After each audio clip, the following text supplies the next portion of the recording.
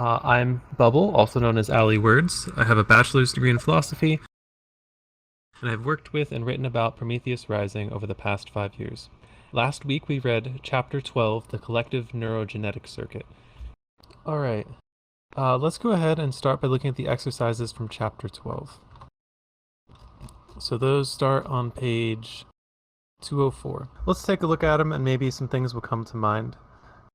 The first one I think is very interesting. It says list at least 15 similarities between New York or any other large city and an insect colony, such as a beehive or termite hill. And then he suggests that if you can't think of 15, read Edward Wilson's Sociobiology. And then contemplate the information in the DNA loop, which created both of these enclaves of high coherence and organization in primate and insect societies. Do any similarities occur to anyone between like an insect hive and a city?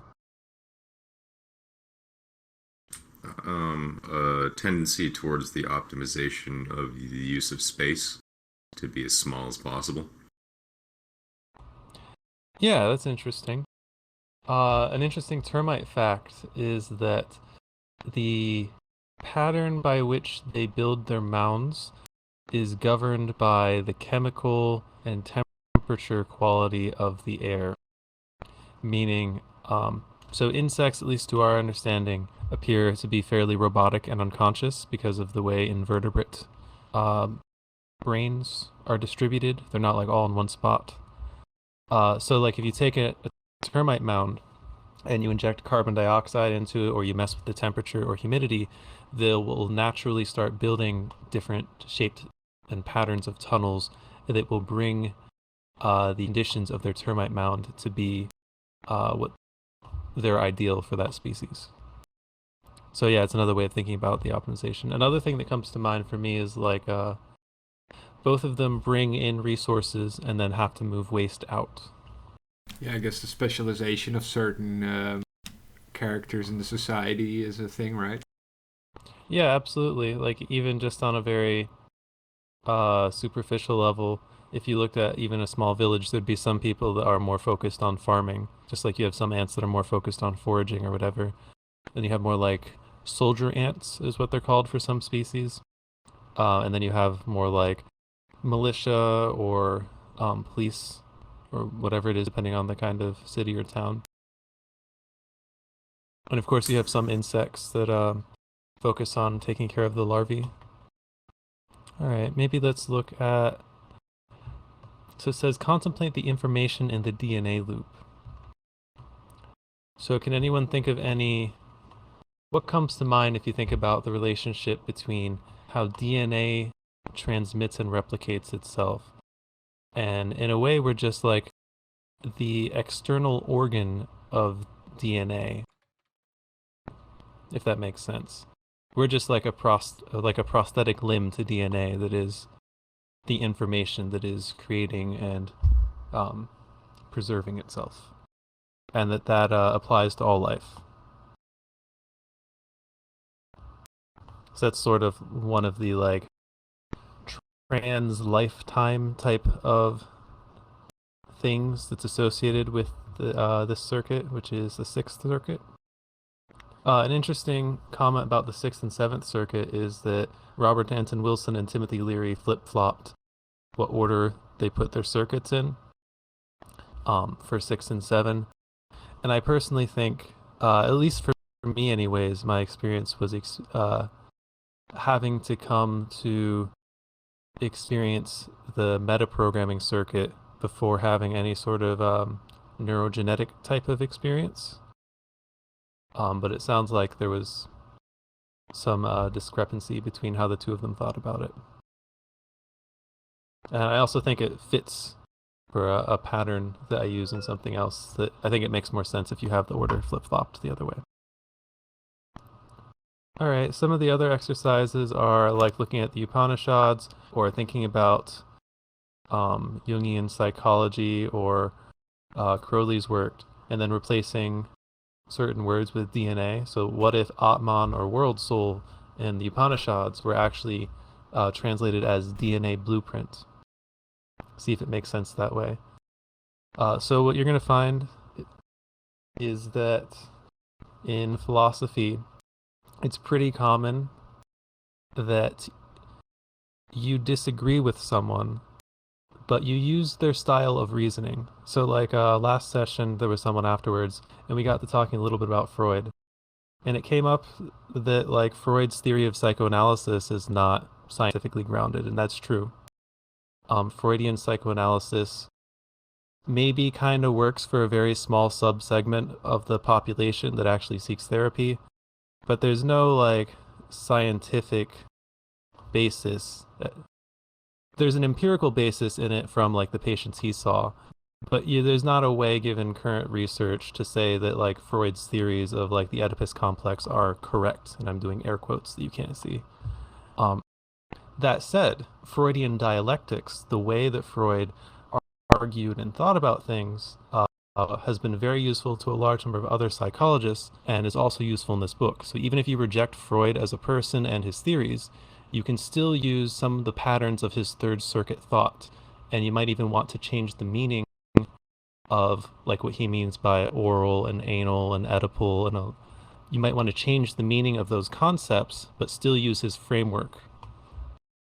And that's what it's suggesting that you do right here. You don't necessarily have to agree with the Upanishads or Jungian psychology or anything that Crowley wrote, but you might find that if you retranslate some of the jargon, that the third circuit mental machines that were created are useful for you. So that's kind of what it's looking at here, and it's saying that you can look at other people's works and replace some of the jargon with the concept of a DNA blueprint or something like that, and it might give you some useful ideas or experiences, even if it's not literally true.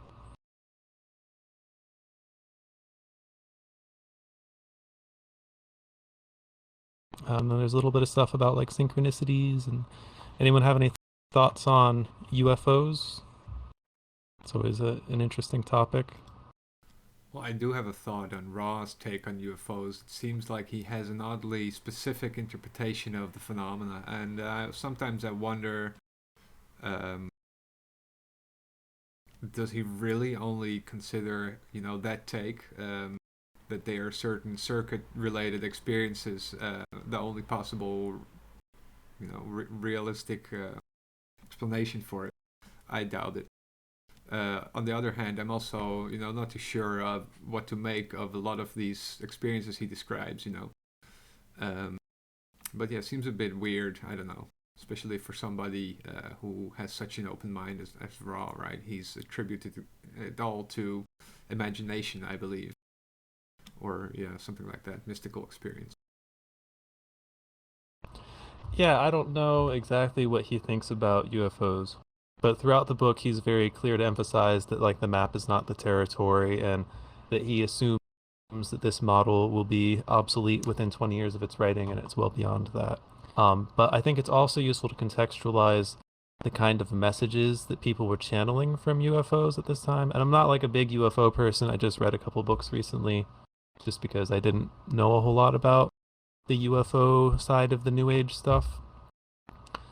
And for the early people that were contacted by UFOs, a lot of the messages were directed to humanity. Or a lot of the messages, like there was one that there are still UFO channeling groups for a specific, I'll call it an entity named Ashtar Sharon. And this thing's first messages were basically right after the hydrogen bomb had been tested, the first one or something. And it was all about how humanity, you really need to stop with this nuclear testing. You're gonna mess up the whole planet. This is no good. And if you think about it, that is kind of a Sixth Circuit kind of thought process. It's talking about like the biosphere as a single organism. And I think maybe that's a little bit where he's coming from. I don't know anything about Coleman or Steger or Fiedler and what they said about UFOs. But if you're thinking about it from that perspective of those specific UFO experiences, then I think it kind of fits. Let's go ahead and, unless anyone has any comments, we'll get on to chapter 13 on page 207. All right, Chapter 13, Introduction to the Metaprogramming Circuit. We have another quote from F.N. Esfandiary Upwingers, which might be interesting to contextualize a little bit. I just looked up this book like an hour ago. There have been a few quotes at the beginnings of chapters from this book, and the idea is that F.M. Esfandiary was not left-wing or right-wing. He wasn't conservative or liberal. He was upwing, so he was writing like futurist manifestos in the 70s through the 90s. And a lot of his stuff turned out to be totally off base, but was influential to like early transhumanist thought. All right. It is the human situation that is basically tragic. Right and left revolutionaries cannot alter this basic dilemma. For instance, the most radical left-wing group has no program to overcome death. The entire right-left establishment is still death-oriented. And then we see a picture here. You can see a skull and some transmutative-looking stuff. It kind of reminds me of the death card in Crowley's tarot deck, but I don't think that's what that's from. And we're seeing, looks like some blind people all feeling a rhino or something similar. We have this text that says, can 100,000 people hallucinate at once? How else do you explain history? We have someone holding the horn saying, I may be blind, but I can recognize a good lover. We have someone touching the belly saying, flaccid, probably quite intelligent or very dull. And then someone grabbing the rear. The person grabbing the rear is saying, gee, plump and round, just like me. And then someone grabbing the foot who's saying, hard scales and claws, tough, just like me. So it looks like we have 4 people. Those are probably the 4 ancient circuits, as Ra likes to explain, or the 4 old men if you want to go the Finnegan's Wake route, that are all seeing themselves in this right here. Like the person on the far left, that is probably the 4th circuit. The person talking about intelligence or being dull is probably the 3rd circuit. The person at the bottom looks 2nd circuit, and the person on the far right kind of looks like the 1st circuit. So it's kind of what the thinker thinks the prover proves, or what you look for is what you'll find. That kind of thing is going on there. All right, so we are on page 209. It says, I once saw a cartoon, I forget where, that seems to me to summarize the central fact of neurological relativism. A cat approaches a dog and says, meow. The dog looks confused. The cat repeats, meow. The dog still looks confused. The cat repeats more emphatically, meow. Finally, the dog ventures, bow wow. The cat stalks away indignantly, thinking, dumb dog. Of course, human communication and our great philosophical debates cannot be on this primitive level. Of course. Nonetheless, between May and October 1917, in Fatima, Spain, occurred the best documented series of miracles in modern history. As everyone knows, it began when 3 illiterate peasant girls had a vision of the Blessed Virgin Mary. Please note at once that it is easy and tempting for the rationalists and the non-Catholic generally to treat this first incident as merely hallucination. Note next how hard it is to make the explanation stick as the subsequent details are narrated. At the second visitation of the Virgin in June, there were 50 witnesses. All agreed that they had heard an explosion and saw a puff of smoke. Only the 3 girls on this and subsequent occasions ever saw the lady. Shall we assume now that in addition to hallucinating girls, we must add a practical joker with a smoke bomb to make sense of what was going on? At the 3rd visitation in July, there were 4,500 witnesses. All of them heard an explosion again at the lady's departure. And most of them claimed they heard humming and buzzing noises while the children spoke to her. This humming and buzzing is common in later UFO stories. On August 13, there were 18,000 witnesses who saw or hallucinated a symphony of weirdities, including flowers falling out of the sky, another explosion, bright flashes of light on the clouds and the ground, crimson, pink, yellow, and blue, and a luminous globe spinning through the sky just like a modern UFO.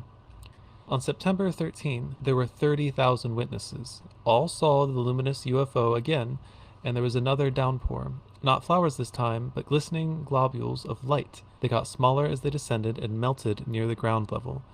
Dr. Carl Sagan would have solemnly told you, with his bare face hanging out, that all 30,000 witnesses were hallucinating simultaneously. October 13, the last miracle, in quotes, was witnessed by 70,000 at the scene, and 30,000 for others for hundreds of miles around claimed to see some of the phenomena. Some said that the sun plunged directly toward the earth, but others that a globe big and bright as the sun had appeared and did the plunging. This was accompanied by flashes of red, violet, blue, and yellow, together with a heavenly perfume permeating the air.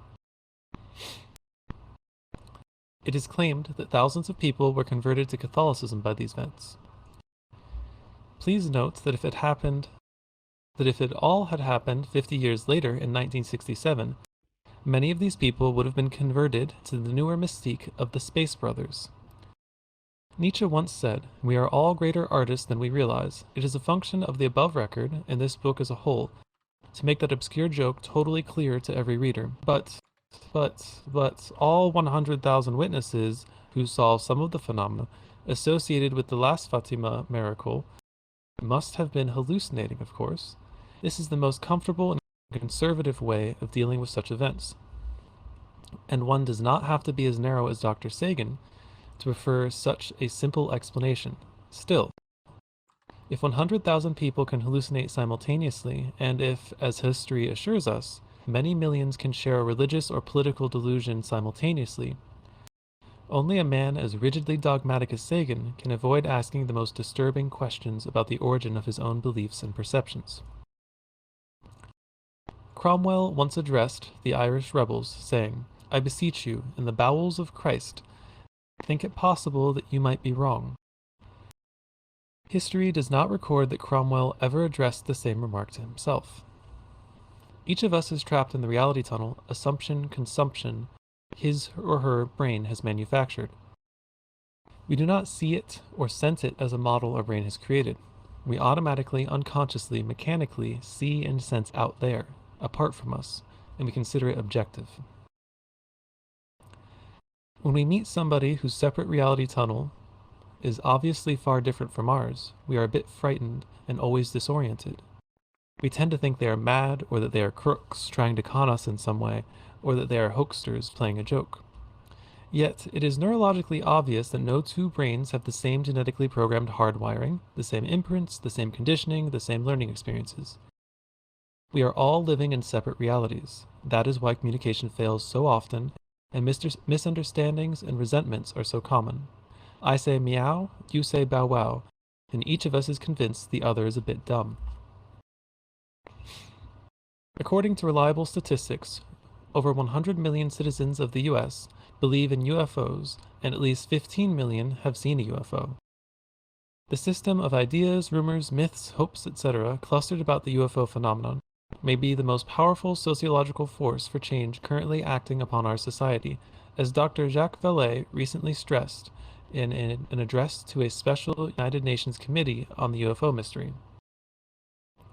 The UFO debate, or quarrel, hinges upon the two categories which we find central to our thesis: the innocent-looking ideas of inside and outside. Broadly speaking, the UFO skeptics are those who claim that the UFO is inside the UFO observer, hallucination, misidentification, etc., while the UFO believers claim the UFO is outside, objectivity. As the semanticist Alfred Korzybski often warned, when we split verbally that which is never split existentially, we introduce fallacies into our thinking. Korzybski's favorite example was the matter of space and time, for in experience we never encounter space without time, or time without space, i.e., a year measures the space the Earth moves around the Sun, and the space the Earth travels in one orbit gives us the time we call a year. The verbal separation of space and time became such a problem in the late 19th century physics that paradoxes and contradictions multiplied endlessly, and this was only resolved when the genius of Einstein went back before the verbal categories, realized we had created them, and started physics from the ground up on the simple existential fact that we never encounter space or time separately, but only the undifferentiated space-time continuum. Applying this Einsteinian operational orientation to the UFO problem, we observe that we never hear of a UFO without a human observer. In fact, even the UFOs seen on radar become UFOs, unidentified rather than identified flying objects, through process of evaluation in the nervous system of the radar operator. It is therefore the Einsteinian and operational approach to accept the seamless unity of UFO observer and cease to separate them into UFO and observer. These types of critters who appear in the human UFO experiences include the following: black men, blue men, green men, black-faced men with green bodies, fish-scaled men, hairy dwarves, huge-headed bald dwarves, armless humanoids, dwarves with 3 fingers, dwarves with 8 fingers, claw-handed men, one-eyed men, elephant-eared men, long-haired sexless women, man-apes, man-birds, robots, beer can-shaped entities walking on fins, headless things, dwarves in Nazi uniforms, sinister greys who engage in sexual and/or genetic tampering with humans. This is only a partial zoology of the UFO experience. The craft favored by this odd crew includes big blobs of light, little blobs of light, clusters of lights, hard metallic ships, flat-bottomed discs, conic discs, coin-like discs, domed discs, ovals, spheres, spheroids, cigar-shaped crafts, cubes, tetrahedrons, crescents, eggs, teardrop shapes, boomerangs. This is also a partial list. We are being invaded by beings from dozens of galaxies, said Otto Binder, a believer in the extraterrestrial theory of UFOs, when this list was shown to him. One consistency does appear in this confusing picture. Those who have had close encounters show marked personality change afterwards. At one extreme, we find paranoid and schizophrenic breakdowns or acute anxieties requiring hospitalization.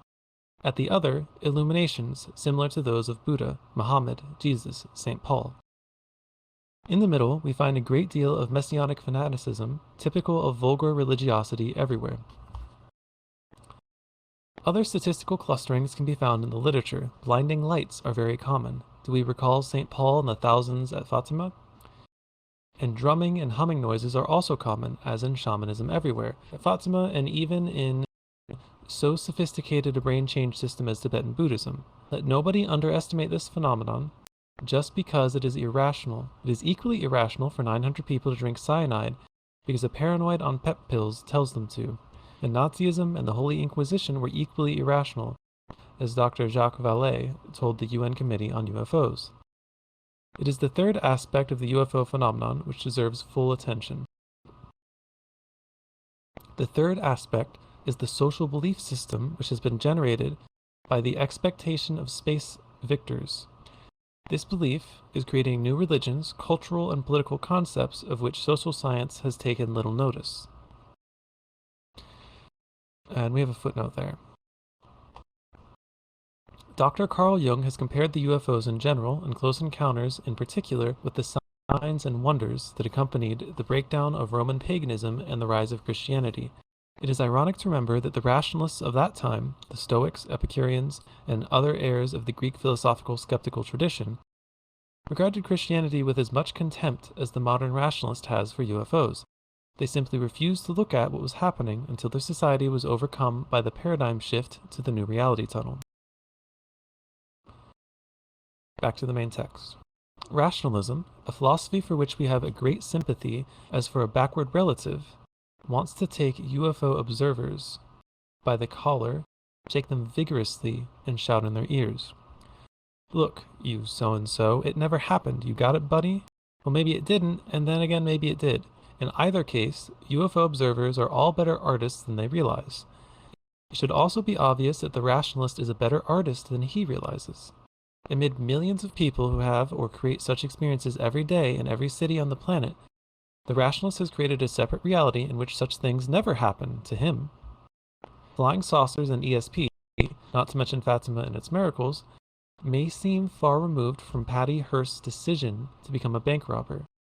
We are trying to show that there is an intimate connection between all the weirdities of consciousness.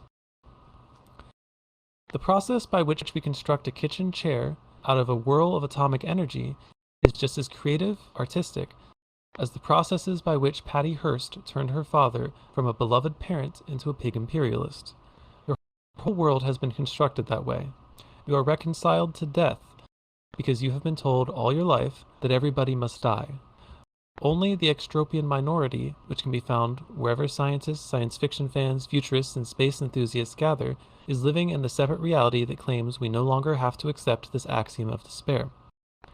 The revolutionaries of any decade will become the reactionaries of the next decade if they do not change their nervous system, because the world around them is changing.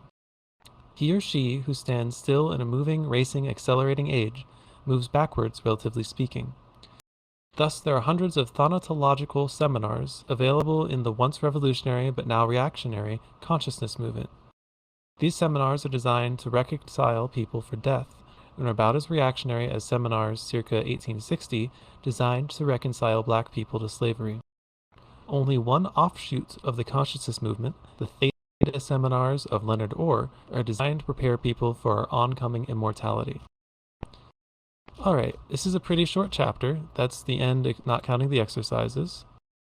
Let's pause and see if anyone has any questions, and then, or maybe we can do a summary if there are no questions right now. Okay, yeah, let's just do a summary, and then maybe that'll get the cognitive juices flowing. Alright, so back up at the top.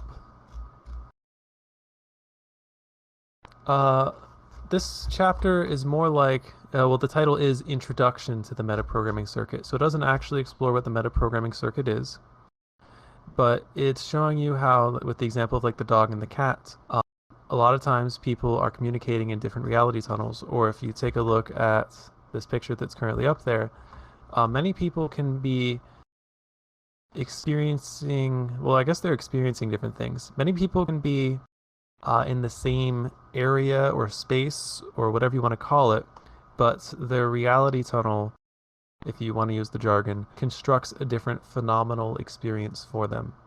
They're experiencing different phenomena despite the stimulus that induces their experience of that phenomena being identical. Presumably, we don't actually know. It's not really possible to tell what is beyond your experience, discounting like mystical experiences, but those still include the word experience. You can't experience something that you don't experience unless you start accepting contradictions. And if you're accepting contradictions, you can't speak anymore. It destroys the third circuit, which maybe is good if you need to like integrate higher circuit things that are well beyond the third circuit, but it's also not something you can talk about. The Tao that is called the Tao is not the Tao, that kind of thing. But going on from there, there's an example of in 1917 in Spain, there were those visions of the Blessed Virgin Mary, and many people either saw this Virgin Mary multiple times, or convinced themselves they saw it, or saw something else and interpreted it this way, but there was certainly an experience of some sort that many people had that they interpreted as being a visitation of the Virgin. And if the way you explain that experience says something about your reality tunnel, so a very staunch rationalist would be telling you that it was a hallucination. He uses the example of Carl Sagan, but regardless of who it is, if you're very entrenched in that rationalist reality tunnel, you're not going to admit the possibility that other reality tunnels are correct or have some amount of correctness in them, even if they're not like 100% correct, capital T truth or whatever it is. So you will have to explain it as either being a natural phenomenon that caused like a puff of smoke, or maybe there were like gas vents that caused hallucinations, or whatever it is, but you'd have to explain it. You'd have to tell a story that allows it to fit into your reality tunnel. The alternative would be to change your reality tunnel, but in a sense that's telling a different story.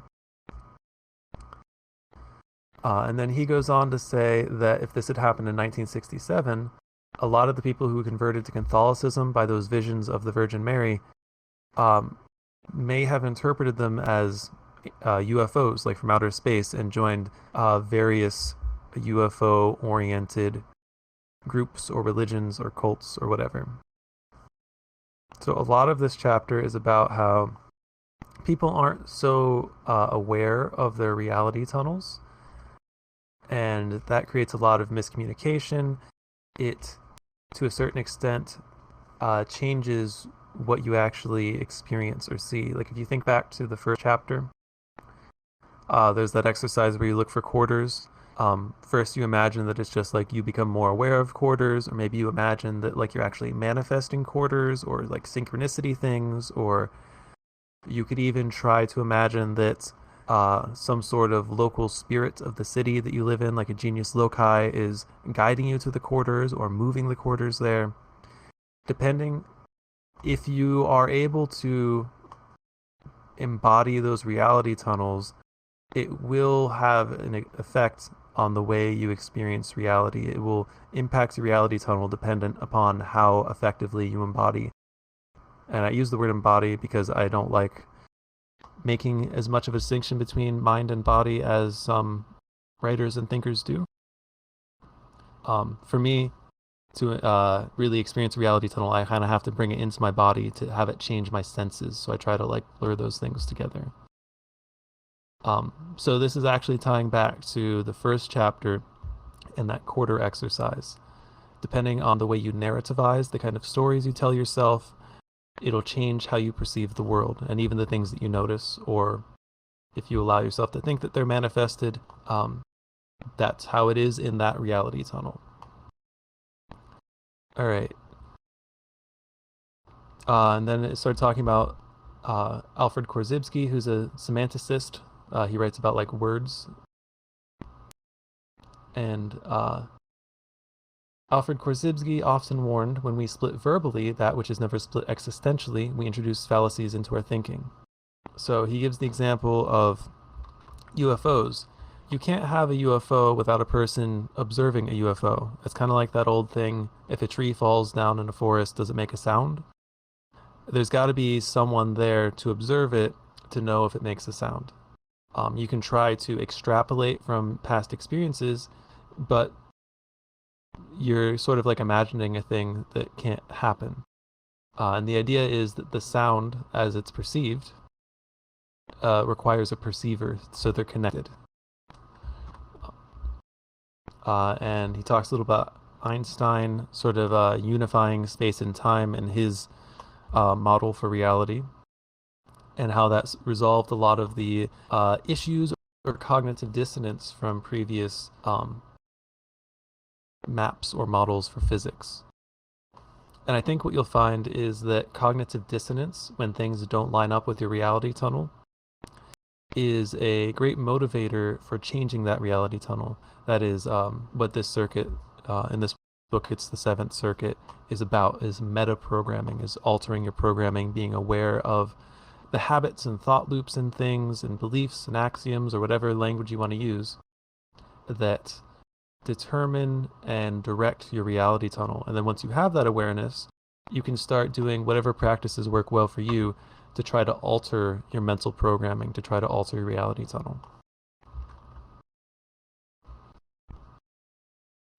And then just continuing from that, Robert Anton Wilson here suggests that, he's saying directly that UFOs are only unidentified when there's someone there to not identify them.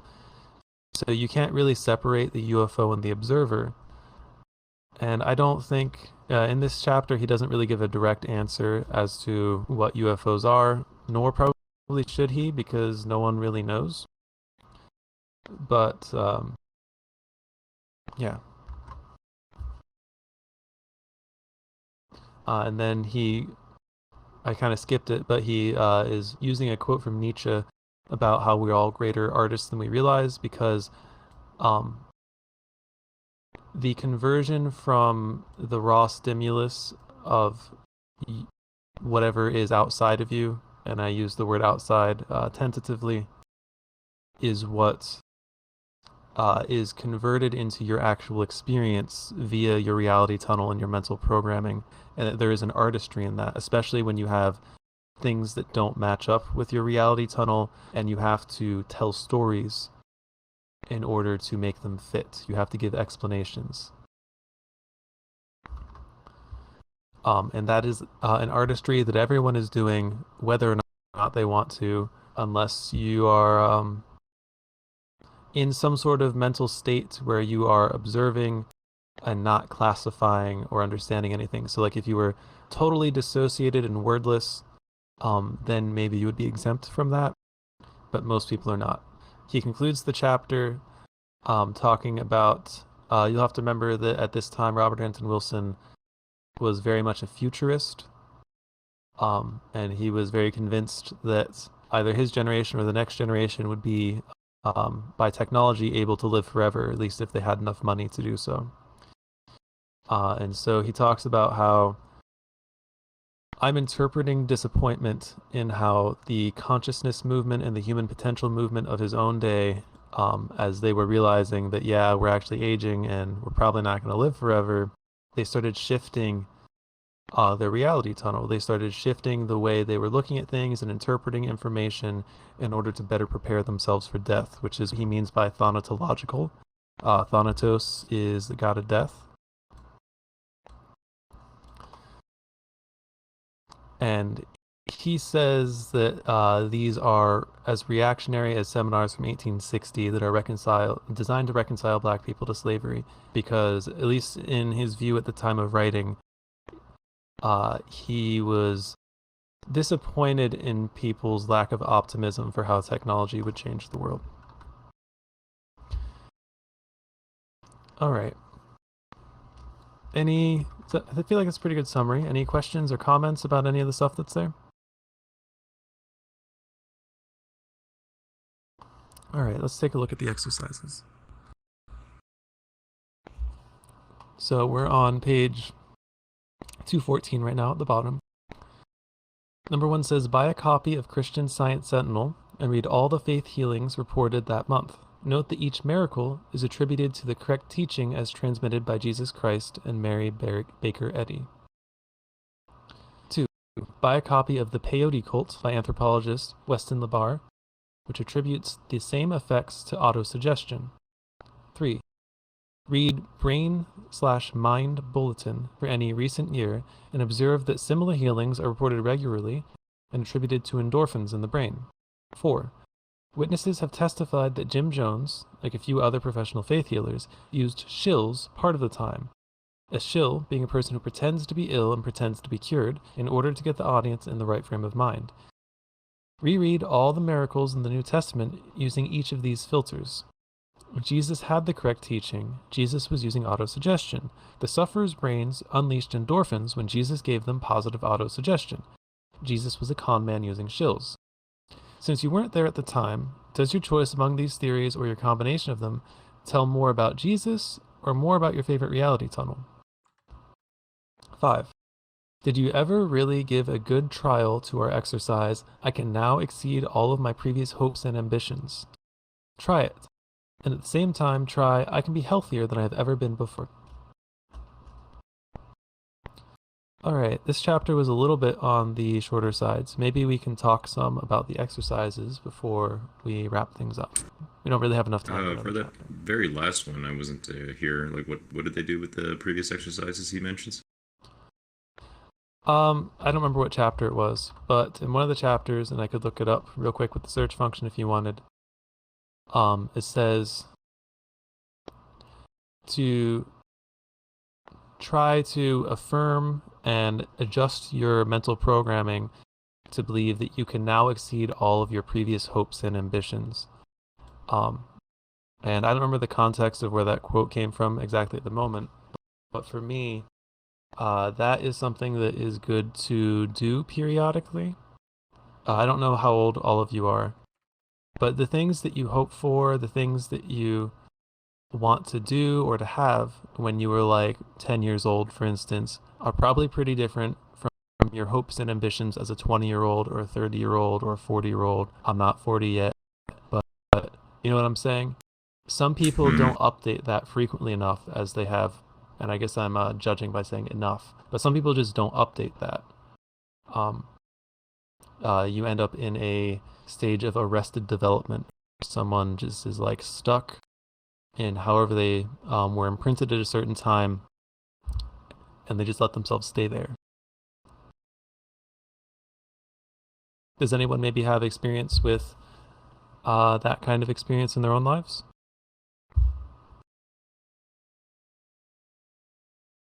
I find that running into the vast majority of people, they're like, oh, they never actually bother thinking about it beyond a certain age. Where it's like, what did you want to be when you grow up? Has now just turned into like, I'm doing other things. What do you mean by that? I'm doing other things.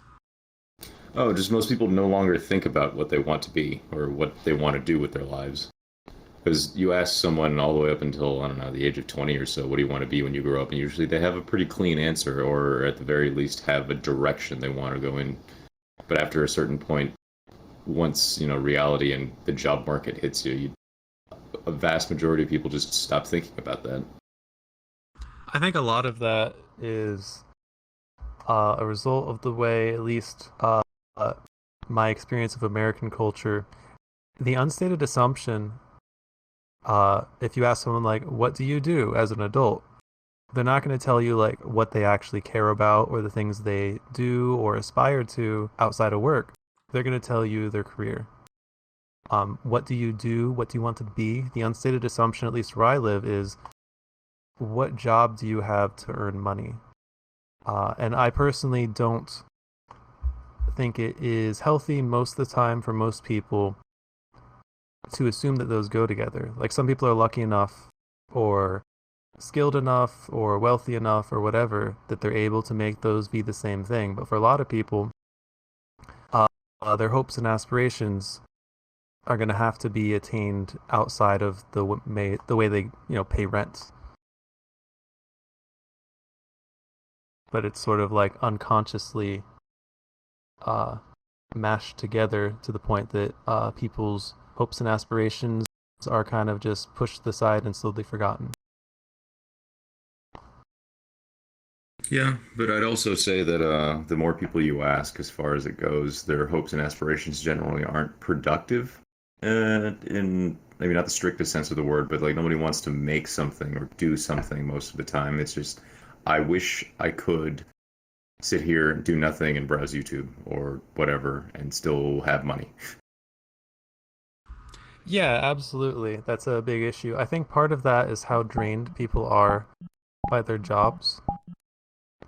So a lot of people have a job that has like a schedule that is not the same every day, where they're like standing the whole time, and it's both physically and emotionally draining, and they can't plan to have the same free time every day. Like if I worked at a grocery store, I probably wouldn't be able to do what I'm doing right now because like I wouldn't necessarily be able to schedule around this. Maybe if I had been there long enough that I could like block off part of this time for this specific event weekly. I think that if people had less emotionally draining jobs with steady schedules, if you have enough free time, most people will eventually get sick of just scrolling through YouTube. And then eventually you find something else to do. I think that happened to a lot of people during COVID.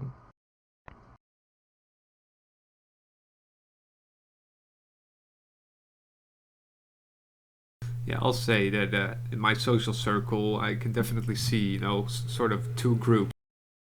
One is more on the passive side in regards to all this, and the other is definitely, they have rules for themselves. Like, I want to read one fiction and one non-fiction book every so often, or, the one group is very active with these kind of undertakings, the other is more passive.